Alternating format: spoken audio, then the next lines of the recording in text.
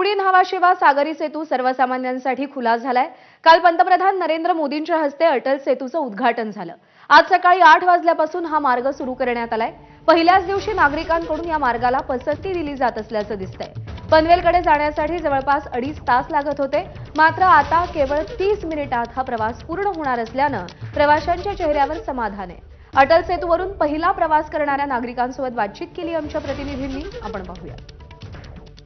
शिवडी ते न्हावाशिवा जाणारा जो अटल सेतू आहे तो आता खुला झालेला आहे। आपण बघू शकता हे गाड्या ज्या आहेत त्या आपल्याला जाताना पाहायला मिळत आहेत। एकूणच साधारणपणे 8 वाजता हा खुला होणार होता, तशा प्रकारची माहिती जी आहे ती MMRDA कडनं देण्यात आलेली होती।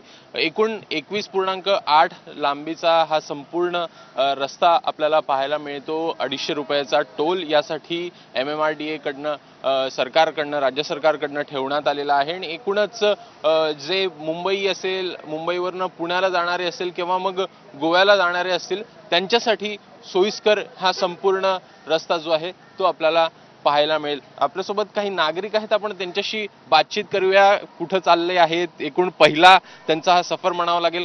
काय म्हणता, पहिली सफर आहे तुमची? पहिली सफर आमची। खूप एक्साइटेड आहे, आम्ही खूपच एक्साइटेड आहोत। आमच्यासाठी खूप आम्ही जर पहिल्यांदा डिसाईड केलं याच पनवेलला जातोय आम्ही, आमच्या म्हणजे खोपोलीला जातोय आणि फार एक्साइटेड आहोत। बघूया कसा काय एक्सपिरियन्स आहे। एकूण जो आपण या बाजूनी जायचो, वाशी असेल त्या साईडनी जायचो, किती अंतर लागायचं आणि आता साधारण तुम्हाला किती वेळ वाचेल? 2.5 तास लागायचा। आता बघूया एक्झॅक्टली किती वेळ वाचतोय असं म्हणतात। तसंही 2.5 तास लागायचं ट्रॅफिक। हो, 2.5 तास तर लागायचं। पण टोल बद्दल काय तुम्हाला शंका आहे? 250 एवढा मोठा ब्रिज बनवलाय, एवढं काय म्हणतात त्याला इन्फ्रास्ट्रक्चरचं आश्चर्य आहे मोठं भारतातलं, पूर्ण देशातलं, तर 250 रुपये ओके आहे। मोदींना श्रेय जातं सर्व। काय सांगाल, कशा प्रकारे बघता आहात, कुठं चाललात? कुठे नाही स्पेसिफिकली, पण नवीन ब्रिज ओपन झालेला आहे म्हणून आम्ही आहोत। हो, and the road less travelled. आणि आम्ही दहिसरवरनं आलोय, एवढ्या लांब। ठीक आहे, आमच्यासाठी जास्त तो थोडासा लांबचा आहे, पण इकडच्या ज्या मुंबईच्या मुख्य शहरातल्या लोकांसाठी हा खूप सुविधाजनक आहे। पण एक वेगळा अनुभव जो आहे तो देखील या सफरी दरम्यान सर्व प्रवाशांना मिळणार आहेत।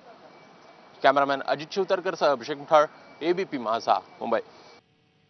तर अटल सेतूला नागरिकांची, प्रवाशांची पसंती मिळताना आपण पाहतोय। दरम्यान भाजपचे आमदार प्रवीण दरेकर यांनीही अटल सेतूवरून प्रवास केला आणि यावेळी प्रवीण दरेकरांनी नेमकी काय प्रतिक्रिया दिली आपण जाणून घेऊया। आज एक वेगळा सुखद अनुभव अटल सेतूवरून जाताना अनुभवता आला।